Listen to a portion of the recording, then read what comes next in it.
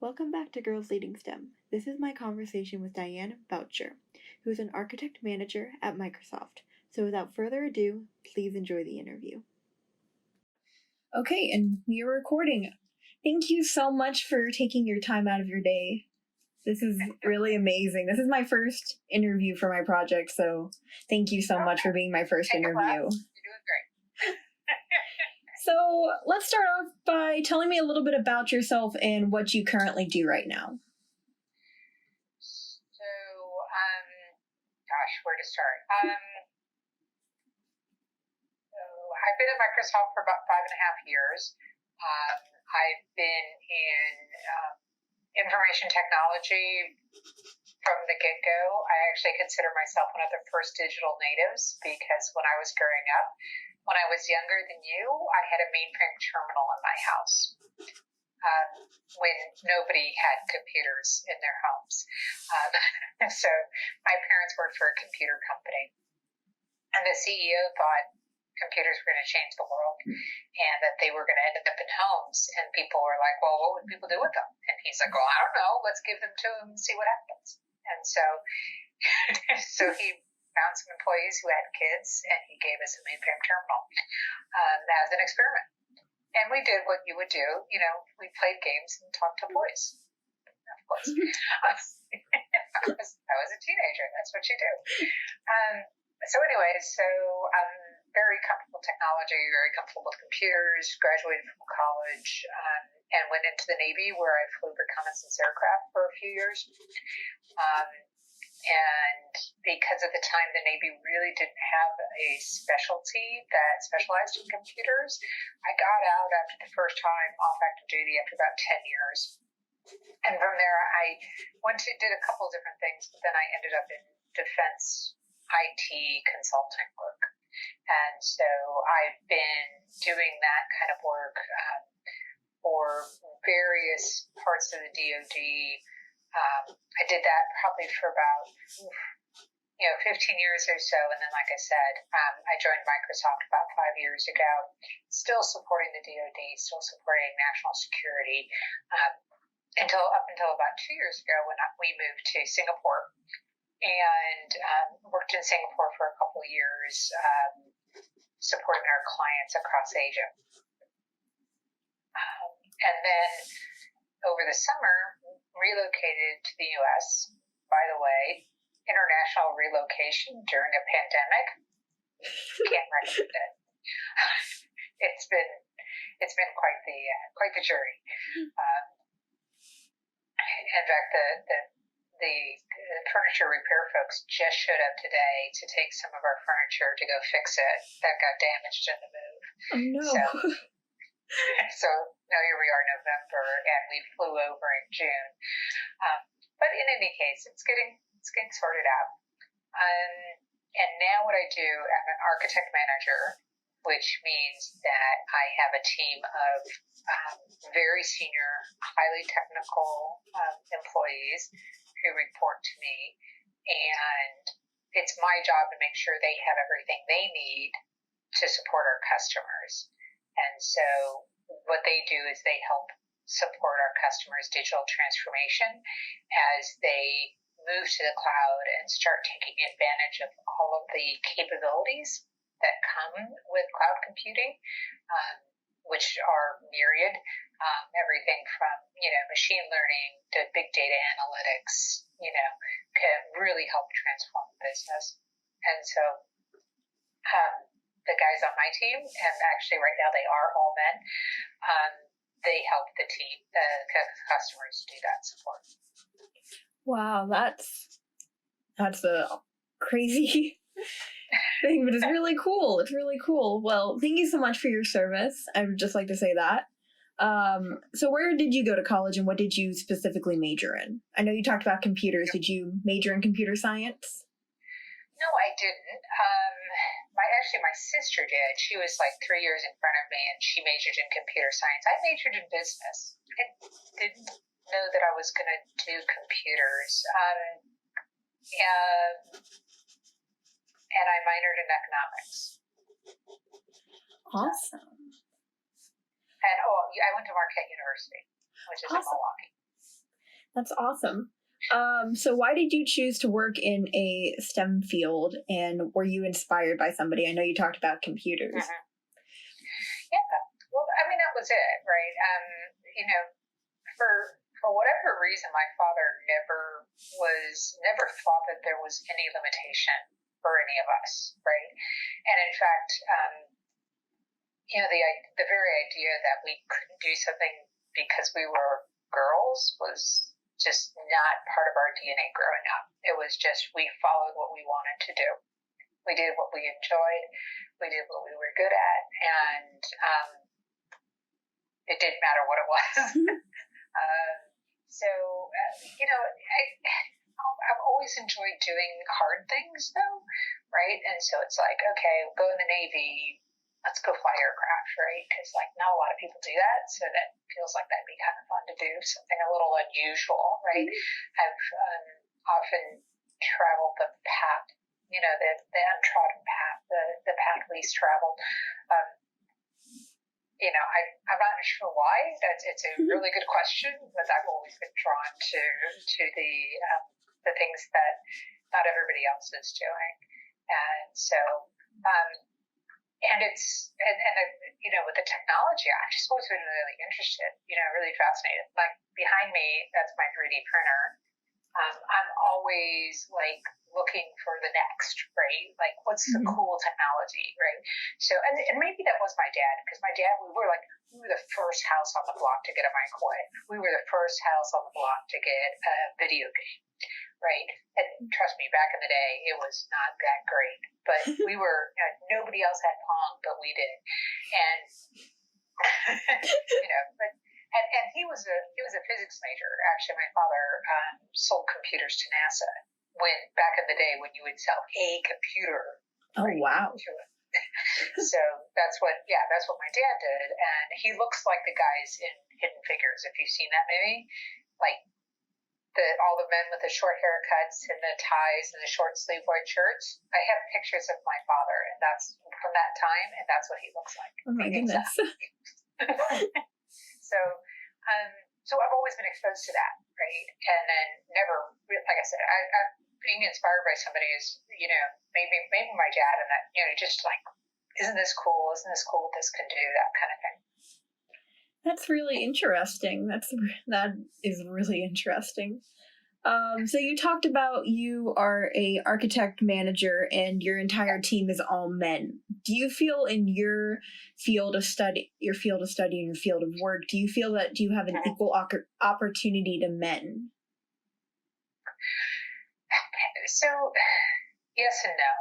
I think what ends up happening is I think the challenge becomes not so much that there's not equal opportunity. I think the challenge becomes, and actually we were just talking about this the other day, is that women in this field tend to have to spend more energy proving that we belong here than the men do. And it's just kind of an energy suck, right? It's not that it's no, it is harder, right? Because we're spending energy they don't have to spend, right? And because we have to spend that energy proving that we belong in the room, right? So I regularly trot out my resume. I regularly say things like, well, my 30 years of experience, right? Because I know I need to reestablish my credibility over and over again. And there's a reason there's a 3D printer behind. Right? Because people go, is that a 3D printer? I'm like, yeah, it's a 3D printer. And they're like, oh, she's geeky. Oh, wait a second, right? And then there's a recalibration that they do. So there's a reason I keep my I have a certificate in information security, and I keep that up to date. And I do that not because I use it, I actually don't, but it's a credential. And it helps to continue to establish my credibility in the field, so I don't have to spend quite as much energy on that. So I think the opportunities are all there. I just think that it's just that much harder.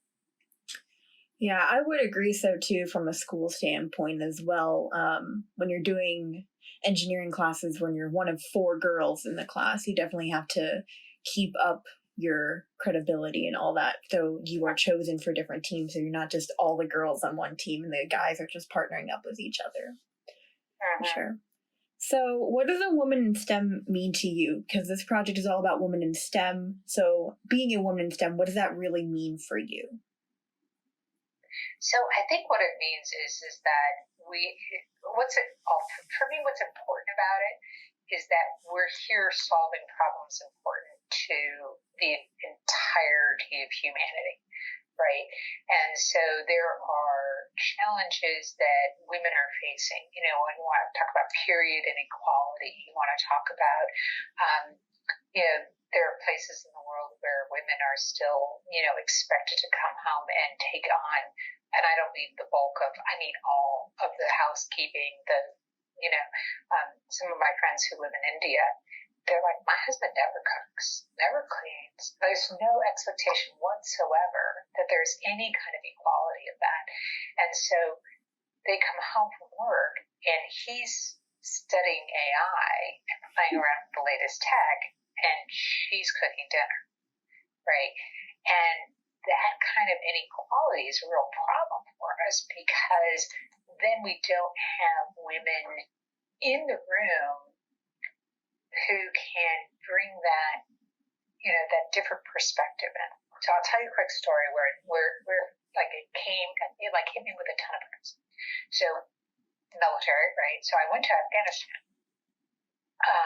as part of my mobilization. That was a short period of time. And I got a tour of Kabul with one of the senior British officers who is the military advisor to the UN in Kabul. And he had been part of the first wave of British invaders when they took the city back in May of 2000. So we're driving around the city, and it's this beautiful spring day, and I started to notice something, and I was like, "Hey, Philip, where are all the women?" And he said, "What?" And I said, "Well, it's this beautiful spring day, and there's all these people out on the street, and they're all men. So where are the women?" And here he is, right? Educated, just really, well-meaning man, very articulate. And he looks at me and he goes, "Huh." He had literally never noticed that there were no women on the street. Because, in his head, right, he's in a war zone. In his head, he's used to being surrounded by men. And so, I was just wondering what they were wearing, right? I was like, what does someone wear shoes to Google, right? But I noticed there weren't any women. And it was just this really interesting moment where it wasn't that there was any active, right, active sense against not being against women. It was just not on his radar. And so I think it's so important that we have women in all the rooms and that we can go, "Hey, what about this? Hey, what about that? Hey, have we thought about this other thing?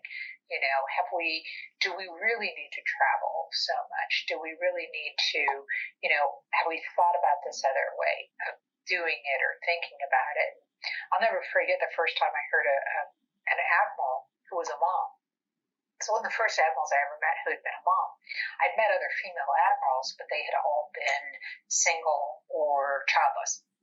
And so the first time I met who was a mom, she said, "Well, it's kind of like teaching a 3-year-old how to tie her shoes." And I was like, what a fantastic freaking analogy, right? Because everybody got it immediately, right? But it's not an analogy that somebody who's not a mom would necessarily use. And so I think it's not, so it's that. So, and I went on and on having the diversity in the room gives us diversity of thought in a very, very fundamental way, which is really important.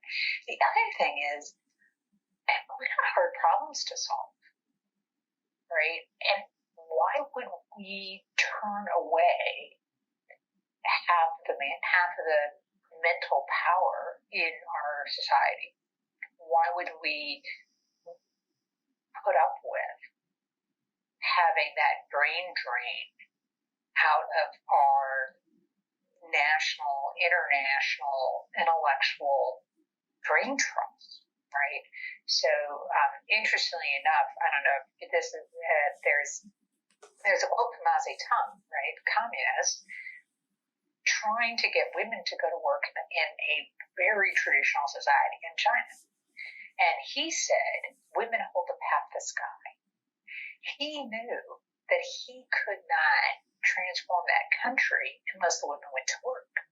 But in Chinese society, it was very, very, particularly wealthy people didn't have their women go to work, right? And so it was very much a peasant thing to do. So people aspired to women not working, right? That was the status symbol. And he was saying, no, the status symbol is we're all working, we're all contributing. And so there's actually a pretty good book called Half the Sky based on that quote. Now, I'm not a communist, but at the same time, it's an interesting idea, right? Like tapping in to that capability set is so phenomenal. And I look at somebody like John Lewis, who just passed away. Mm-hmm. And you go, what could he have accomplished with his intellect and his perseverance and his resolve if he hadn't had to solve for civil rights? Like, what else could he have accomplished? Could he have solved cancer? Could he have, because he solved a really hard problem. Well, not solved is probably an overstatement, but he moved the needle on a really hard problem. If he didn't have to solve that problem, what else could he have achieved? And how much better would we have all been if that had happened? That's a really interesting perspective. I really like that. So my final question for you is, what inspirational message would you give to young girls to inspire them to pursue STEM?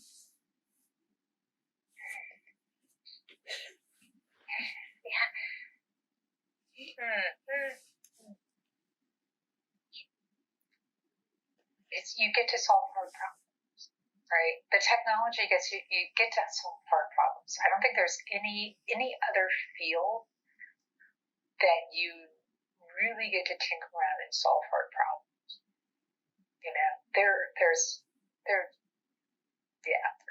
That's the thing, right? And that should excite. I think that should excite most people, right? Like it's like doing puzzles, if you like to do puzzles, that's what we do. Like we puzzle solve all the time, and it's really cool. And what's really cool about once you get out of school, right? Because in school you have to have an individual effort, right? Because you're being evaluated, and there's actually some interesting thinking on the edges that maybe we shouldn't be doing that, because once you get into a workplace, it's gonna all be team, right? And in fact, we just recently had a recent college hire, and she was working through some hard problems, and we're like, you can ask for help, right? Like, you don't have to do this by yourself. There's other people who solve similar problems who might be able to help you out. And she was like, really? And I'm like, yeah, this isn't a graded project. We want the result. We want the outcome. So, get the help you need. And what we can do together, one of the sayings we use is from an African proverb, which is, if you want to go fast, go alone. If you want to go far, go together. Oh, I really like that. That's a really nice note to end on. So with that, that's all of my questions that I have. Thank you so much for taking time out of your day. It was really nice to get to meet you and talk to you about all of these different things. I'm so glad it finally worked out. We had a ton of issues, and we fight each other a couple of times. That's fine. Well, let me know if there's any other thing I can help with. If you'd like some introductions to some other folks, I'd be happy to do that.